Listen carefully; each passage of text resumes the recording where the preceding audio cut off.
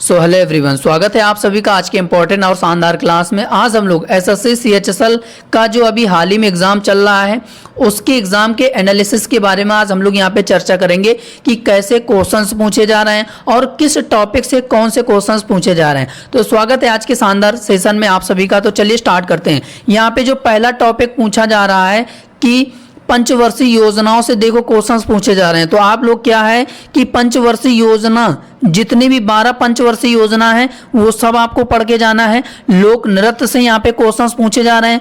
जनगणना 2011 से क्वेश्चंस पूछे जा रहे हैं। भारतीय संविधान यानी कि इंडियन कॉन्स्टिट्यूशन से क्वेश्चंस पूछे जा रहे हैं।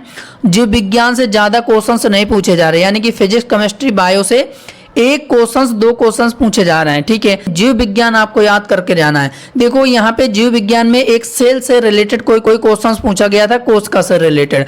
और इतिहास आपको पढ़ के जाना है।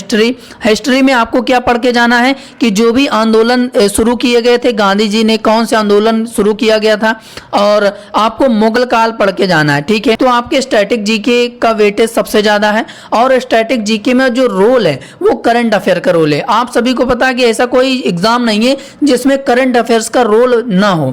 देखो करंट अफेयर्स में आपको क्या पढ़ के जाना है, ज्यादा नहीं पढ़ के जाना है। अगर आप सोचने लगे कि खिचड़ी नहीं पढ़ के जानी है, सिर्फ 3 टॉपिक पूछे जा रहे हैं, 3 से 4 टॉपिक पूछे जा रहे हैं। यानी कि स्पोर्ट करंट अफेयर आपको पढ़ के जाना। और कब का पढ़ के जाना है करंट अफेयर, तो जनवरी 2024 से लेकर अब तक का करंट अफेयर्स पढ़ के जाना। ये नहीं कि आप पिछला दिसंबर 2023 का आप उठा लो तो वो कुछ नहीं पूछा जा रहा, सिर्फ जनवरी, वो भी जनवरी से भी नहीं पूछा जा रहा है। मैं आपको बता रहा हूं, हो सकता है कि आपके एग्जाम में जनवरी से क्वेश्चंस पूछ दिया जाए करंट अफेयर्स का, लेकिन अभी पिछली शिफ्ट में जो अब तक के करंट अफेयर्स क्वेश्चंस आए हैं तो मार्च और अप्रैल, फरवरी और जून तक क्वेश्चंस पूछे जा रहे हैं। तो जनवरी से लेकर अब तक अगर आप पढ़ लेंगे, यानी कि 6 महीने के करंट अफेयर्स हर एक एग्जाम में पूछा जाता है, तो वो आपको पढ़ के जाना है, वो आपको पढ़ के जाना है। और योजना यानी कि जो योजनाएं स्कीम है वो आपको पढ़ के जाना है। पुरस्कार और सम्मान वो भी आपको पढ़ के जाना है। और एक टॉपिक और हो गया रैंक और इंडेक्स।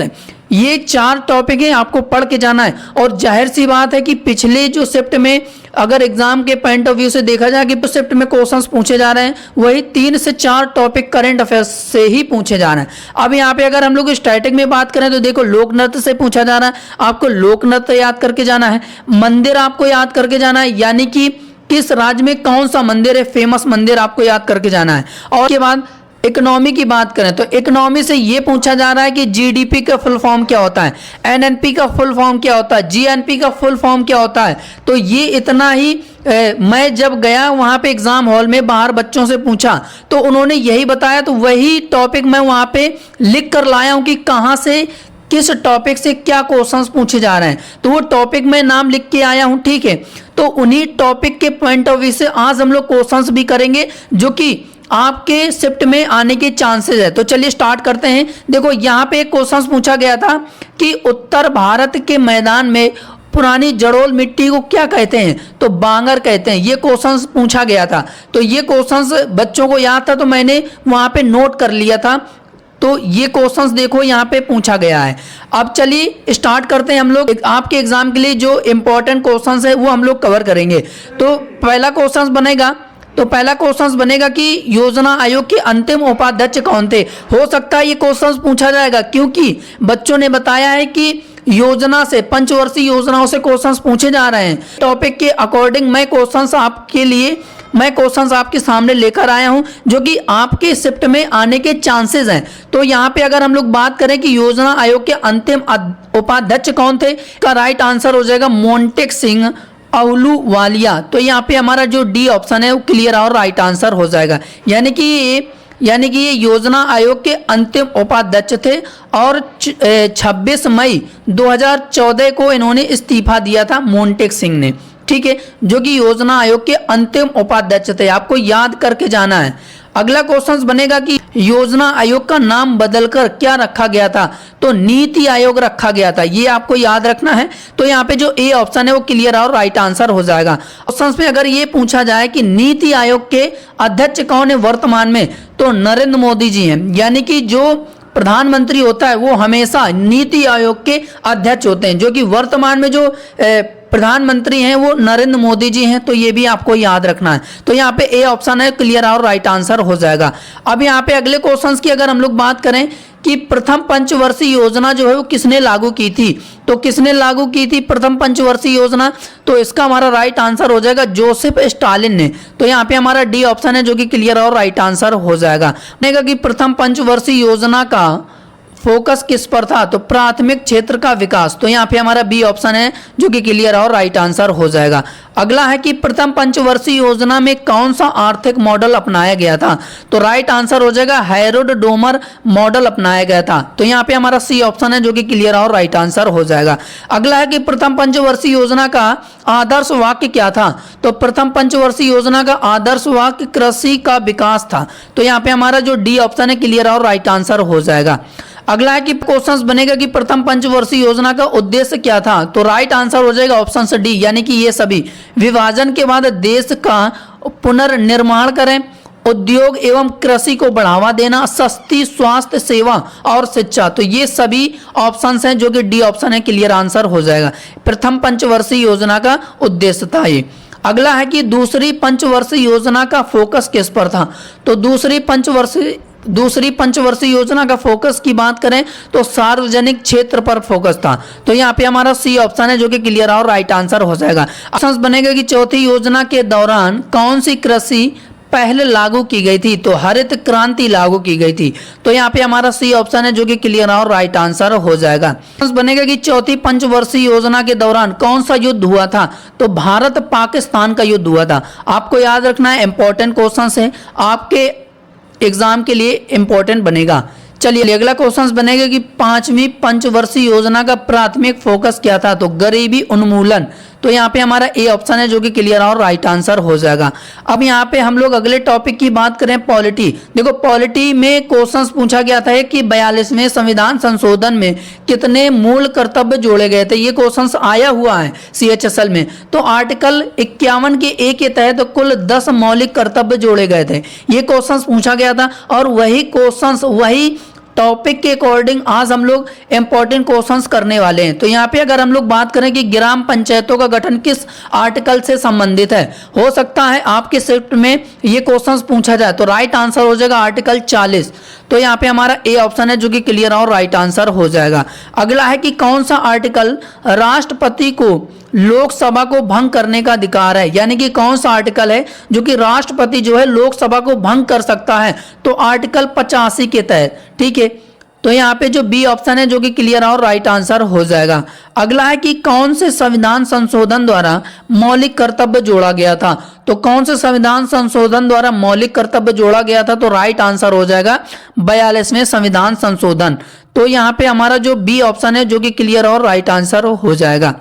अगला है कि वित्त विधेयकों के बारे में विशेष उपबंध किस आर्टिकल के अंतर्गत किया गया है, तो राइट आंसर हो जाएगा इसका हमारा 17, याद रखना आप लोग। तो यहाँ पे ए ऑप्शन है जो कि क्लियर और राइट आंसर हो जाएगा। क्वेश्चन बनेगा कि आर्थिक नियोजन भारतीय संविधान की किस सूची में सम्मिलित है, तो सूची की बात करें यहाँ पे तो समवर्ती सूची में आर्थिक नियोजन का जिक्र किया गया है। तो यहाँ पे हमारा जो सी ऑप्शन है क्लियर और राइट आंसर हो जाएगा। अगला है कि शिक्षा जो प्रारंभ में राज्य का विषय था उसे समवर्ती सूची में स्थानांतरित किया गया था, तो किस संविधान संशोधन के द्वारा उसको समवर्ती सूची में रखा गया था, तो इसका राइट आंसर हो जाएगा 42वें संविधान संशोधन द्वारा। तो यहाँ पे हमारा जो सी ऑप्शन है जो कि क्लियर और राइट आंसर हो जाएगा। क्वेश्चन बनेगा कि संविधान के निम्नलिखित में से किस प्रावधान के अंतर्गत भारतीय संसद को नया राज्य बनाने का अधिकार है, तो आर्टिकल 3 के अंतर्गत। तो यहाँ पे हमारा सी ऑप्शन है जो कि क्लियर और राइट आंसर हो जाएगा। ऑप्शन बनेगा कि भारतीय संविधान के कौन से आर्टिकल नागरिकता से संबंधित है, तो आर्टिकल 5 से 11 तक नागरिकता का जिक्र किया गया है। तो आपको याद रखना है यहाँ पे सी ऑप्शन है जो कि क्लियर और राइट आंसर हो जाएगा। चलिए अगला क्वेश्चन देखते हैं। क्वेश्चन बनेगा कि भारत के संविधान के किस अनुच्छेद में उसके संशोधन की प्रक्रिया दी गई है, तो इसका हमारा राइट आंसर हो जाएगा ऑप्शन सी 368, आर्टिकल 368 में उसके संशोधन की प्रक्रिया दी गई है। तो यहाँ पे हमारा सी ऑप्शन है जो कि क्लियर और राइट आंसर हो जाएगा। अगला है कि भारतीय संविधान के लिए प्रथम संशोधन विधेयक लाया गया था, तो भारतीय संविधान के लिए प्रथम संशोधन विधेयक कब लाया गया था, तो 1951 में। तो यहाँ पे हमारा जो बी ऑप्शन है फाइनली क्लियर और राइट आंसर हो जाएगा। इंपॉर्टेंट क्वेश्चन है। हमारा अगला टॉपिक बनेगा हिस्ट्री। तो बनेगा कि बुद्ध के जीवन की किस घटना को महाभिनिष्क्रमण के रूप में जाना जाता है। तो राइट आंसर हो जाएगा उनका गृह त्यागना। ठीक है, तो यहाँ पे जो सी ऑप्शन है जो कि क्लियर और राइट आंसर हो जाएगा। अगला है कि रॉलेट एक्ट भारत में कब लागू हुआ था। तो रॉलेट एक्ट भारत में कब लागू हुआ था, तो 1919 में लागू किया गया था। आपको याद रखना है। तो यहाँ पे बी ऑप्शन है जो कि क्लियर और राइट आंसर हो जाएगा। बनेगा कि जलियांवाला बाग कत्लेआम किस शहर में हुआ था। तो अमृत शहर में हुआ था। तो यह कि भारतीय राष्ट्रीय कांग्रेस ने पहला असहयोग आंदोलन जो है किस वर्ष शुरू किया था। तो किस वर्ष शुरू किया था, तो राइट आंसर हो जाएगा 1920, याद रखना। तो यहाँ पे हमारा सी ऑप्शन है जो कि क्लियर और राइट आंसर हो जाएगा। अब ये क्वेश्चन एग्जाम में पूछा गया था, शायद 3 जुलाई के शिफ्ट में क्वेश्चंस पूछा गया था। सिजदा प्रथा किसने शुरू की थी, तो बलबन ने शुरू की थी। याद रखना कि बलबन ने जो है सिजदा प्रथा शुरू की थी। तो यहाँ पे बी ऑप्शन क्लियर आंसर हो जाएगा। बनेगा कि विजयनगर साम्राज्य राज्य की स्थापना किसने की थी, तो हरिहर और बुक्का प्रथम ने की थी। तो यहाँ पे सी ऑप्शन है जो कि क्लियर और राइट आंसर हो जाएगा। अगला है कि दीन ए अर्ज विभाग संबंधित था। तो किस विभाग से संबंधित था, दीन ए अर्ज। तो राइट आंसर हो जाएगा इसका हमारा, ये एक रक्षा विभाग था। ठीक है, रक्षा विभाग से। तो यहाँ पे हमारा सी ऑप्शन है जो कि क्लियर और राइट आंसर हो जाएगा। अगला क्वेश्चन बनेगा कि भारत के किस मध्यकालीन शासक ने एकता प्रथा को शुरू किया था। तो इल्तुतमिश ने एकता व्यवस्था प्रारंभ की थी। तो यहाँ पे ए ऑप्शन है जो कि क्लियर और राइट आंसर हो जाएगा। अब बात करते हैं करंट अफेयर और स्टैटिक जीके में। क्वेश्चंस बनेगा कि रोमिन रोलैंड पुस्तक पुरस्कार 2024 किसने जीता या किसे दिया गया है। तो इंपॉर्टेंट क्वेश्चंस है, आपके एग्जाम में आने के चांसेस हैं। तो राइट आंसर हो जाएगा पंकज कुमार चटर्जी को। तो यहाँ पे हमारा सी ऑप्शन है जो कि क्लियर और राइट आंसर हो जाएगा। अब क्वेश्चंस बनेगा कि किसे महाराष्ट्र भूषण पुरस्कार 2024 से सम्मानित किया गया है। तो किसे दिया गया है, तो इसका हमारा राइट आंसर हो जाएगा, यानी कि प्रदीप महाजन को दिया गया है। तो यहाँ पे हमारा सी ऑप्शन है जो कि क्लियर और राइट आंसर हो जाएगा। अगला है कि केंद्र सरकार ने किसके लिए मेरा पहला वोट देश के लिए अभियान है जो कि शुरू करने की घोषणा की थी। तो केंद्र सरकार ने किसके लिए मेरा पहला वोट देश के लिए यह अभियान है जो कि शुरू करने की घोषणा की थी, तो उच्च शिक्षण संस्थानों के लिए। तो यहाँ पे हमारा डी ऑप्शन है जो कि क्लियर और राइट आंसर हो जाएगा। अगला क्वेश्चन बनेगा कि किस राज्य सरकार ने गरीबों के लिए इंदिरा आवास योजना शुरू की थी। तो किस राज्य ने शुरू की है, तो इसका हमारा राइट आंसर हो जाएगा तेलंगाना ने। तो यहाँ पे हमारा जो ए ऑप्शन है जो कि क्लियर और राइट आंसर हो जाएगा। क्वेश्चन बनेगा कि प्रधानमंत्री नरेंद्र मोदी ने किस राज्य की महतारी वंदन योजना का शुभारंभ किया है। तो किस राज्य की महतारी वंदन है जो कि नरेंद्र मोदी जी ने उसका शुभारंभ किया है। तो राइट आंसर हो जाएगा छत्तीसगढ़ की ये महतारी वंदन योजना है जो कि नरेंद्र मोदी जी के द्वारा इसका शुभारंभ किया गया है। तो यहाँ पे हमारा जो बी ऑप्शन है फाइनली क्लियर और राइट आंसर हो जाएगा। अगला क्वेश्चन बनेगा कि किसने बैडमिंटन के फ्रेंच ओपन पुरुष युगल का खिताब जीता है। तो सात्विक साईराज और चिराग शेट्टी की जोड़ी ने जीता है। तो यहाँ पे ए और बी राइट आंसर हो जाएगा, यानी कि सी ऑप्शन क्लियर और राइट आंसर हो जाएगा। यहाँ पे आप फोटो भी देख पा रहे होंगे शानदार कि सात्विक चिराग ने जीता बैडमिंटन फ्रेंच ओपन का खिताब। ठीक है, अगला क्वेश्चन बनेगा कि किसने सऊदी अरब ग्रैंड प्रिक्स में जीत हासिल करी है। तो मैक्स वर्स्टेपन का नाम याद रखना आप लोग। तो यहाँ पे हमारा जो बी ऑप्शन है क्लियर और राइट आंसर हो जाएगा। यहाँ पे आप साफ साफ फोटो भी देख पा रहे होंगे कि Red Bull's Max Verstappen wins Saudi Arabian Grand Prix 2024। ठीक है, अगला क्वेश्चन बनेगा कि किस देश को खसरा और रुबेला चैंपियनशिप पुरस्कार से सम्मानित किया गया है।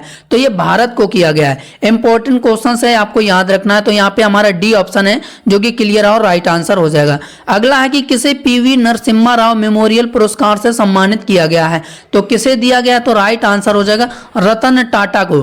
तो यहाँ पे हमारा जो डी ऑप्शन है क्लियर और राइट आंसर हो जाएगा। यहाँ पे आप साफ साफ फोटो भी देख पा रहे होंगे। क्वेश्चन बनेगा कि अंतरराष्ट्रीय बौद्धिक संपदा सूचकांक 2024 में भारत की जो रैंक है वो क्या है। तो 42वें स्थान पर है भारत। तो यहाँ पे जो ए ऑप्शन है क्लियर और राइट आंसर हो जाएगा। यहाँ पे आप साफ साफ फोटो भी देख पा रहे होंगे कि इंडिया की जो रैंक है, आप इसे शॉर्ट में आईपी इंडेक्स 2024 भी कह सकते हैं कि आईपी इंडेक्स 2024 में भारत 42वें स्थान पर है। टॉप में अगर हम लोग बात करें तो यूएसए, आप लोग याद रखना है इस रैंक में टॉप में यूएसए संयुक्त राज्य अमेरिका है। ऑप्शन बनेगा कि किस राज्य में सुरक्षा और आतंकी घटनाओं के निपटने के लिए देश की पहली महिला कमांडो बटालियन तैयार की गई है, तो उत्तर प्रदेश में तैयार की गई है। तो मोस्ट इंपोर्टेंट क्वेश्चन से आपको याद रखना है, ध्यान में रखना है। तो ये ऑप्शन क्लियर आंसर हो जाएगा। यहाँ पे आप फोटो भी देख पा रहे होंगे कि सुरक्षा और आतंकी घटनाओं से निपटने के लिए यूपी में तैयार की गई देश की पहली महिला कमांडो बटालियन। चलिए अगला है कि हरगिला महोत्सव किस राज्य में मनाया जाता है। देखो महोत्सव और लोक नृत्य से क्वेश्चंस खूब पूछे जा रहे हैं एसएससी सीएचएसएल के एग्जाम में, तो याद रखना है। तो असम का हरगिला है, ठीक है, हरगिला महोत्सव असम में ही मनाया जाता है। ये क्वेश्चंस आपको मैंने कई बार रिवीजन भी कराया है, ठीक है। अगला है कि डिमसा किस राज्य का आधिकारिक लोक नृत्य है। लोक नृत्य है तो राइट आंसर हो जाएगा आंध्र प्रदेश का, ठीक है, आपको याद रखना आंध्र प्रदेश का। चलिए अगला क्वेश्चन बनेगा कि ओणम त्योहार किस राज्य में मनाया जाता है। तो किस राज्य में मनाया जाता है, तो केरल का ओणम त्योहार है जो कि केरल में मनाया जाता है। तो यहाँ पे ए ऑप्शन है, क्लियर आंसर हो जाएगा। अगला है कि रोवर्स ट्रॉफी किस खेल से संबंधित है। तो किस खेल से संबंधित है, तो फुटबॉल से संबंधित है। तो यहाँ पे ए ऑप्शन है जो कि क्लियर और राइट आंसर हो जाएगा। देखो पिछले शिफ्ट में ये पूछा गया था कि थॉमस कप किस खेल से संबंधित है, तो फुटबॉल से संबंधित है, ये भी आपको याद रखना है, ठीक है। फुटबॉल से संबंधित है थॉमस कप, ये पिछले शिफ्ट में पूछा गया था। हो सकता है रोवर्स ट्रॉफी पूछ दे, तो फुटबॉल से संबंधित है, आपको याद रखना है, ध्यान में रखना है। क्वेश्चंस बनेगा कि बेसबॉल किस देश का राष्ट्रीय खेल है। तो ये अमेरिका का भी है और क्यूबा देश का भी है। तो अगर ऑप्शंस एक साथ देगा तो सी ऑप्शन उपयुक्त दोनों देगा, लेकिन हो सकता है कि अलग अलग ऑप्शंस दे, ठीक है। तो ध्यान में रखना है बेसबॉल जो कि अमेरिका और क्यूबा का है। अब अगला है कि रंगास्वामी कप किस खेल से संबंधित है। तो हॉकी से संबंधित है। लोसार त्योहार अरुणाचल प्रदेश राज्य का है, ये भी आपको याद रखना है। अगला है कि बिरजा मंदिर, राजरानी मंदिर और समलेश्वरी मंदिर ये सभी कहाँ स्थित हैं। तो जितने भी फेमस मंदिर हैं, मंदिरों से भी क्वेश्चंस पूछे जा रहे हैं, तो ये भी आपको याद रखना है। तो ये उड़ीसा, यहाँ पे ए ऑप्शन क्लियर आंसर हो जाएगा। ये सभी मंदिर हैं जो कि उड़ीसा में स्थित हैं, ठीक है। अगला है कि प्रसिद्ध कंदारिया मंदिर कहाँ पर स्थित है। तो कंदारिया मंदिर कहाँ पर स्थित है, तो राइट आंसर हो जाएगा हम्पी में स्थित है। तो यहाँ पे क्वेश्चन बनेगा कि मुंडेश्वरी मंदिर बिहार के किस जिले में स्थित है। तो कैमूर में स्थित है। तो यहाँ पे हमारा बी ऑप्शन है जो कि क्लियर और राइट आंसर हो जाएगा। तो दोस्तों ये रहे जो कि आपके पिछली शिफ्ट में सीएचएसएल के एग्जाम में कैसे क्वेश्चंस पूछे जा रहे हैं, किस टॉपिक से कौन से क्वेश्चंस पूछे जा रहे हैं, वो सभी उम्मीद है सेशन आपको शानदार लगा होगा। अगर सेशन आपको शानदार लगा हो तो सेशन को लाइक जरूर करिएगा। जिसका भी अगली शिफ्ट में सीएचएसएल का एग्जाम लगा है वो इस वीडियो को देख कर जाएं और जो जो टॉपिक मैंने बताया है वो टॉपिक जरूर आप पढ़कर जाइए, क्योंकि इस समय आपको सिर्फ वही आपको पढ़कर जाना है जो एग्जाम में पूछे जा रहे हैं और जिस टॉपिक से क्वेश्चंस पूछे जा रहे हैं। बाकी रिवीजन करने का टाइम है। इसके लिए इतना ही, हम लोग अगले क्लास पर मिलेंगे। अगर सेशन आपको शानदार लगा हो तो चैनल को सब्सक्राइब जरूर करिएगा अगर आप चैनल में पहली बार जुड़ रहे हैं, और सेशन को लाइक जरूर करिएगा। इसके लिए इतने, हम लोग अगली क्लास पर मिलेंगे। तब तक के लिए जय हिंद, जय भारत, वंदे मातरम।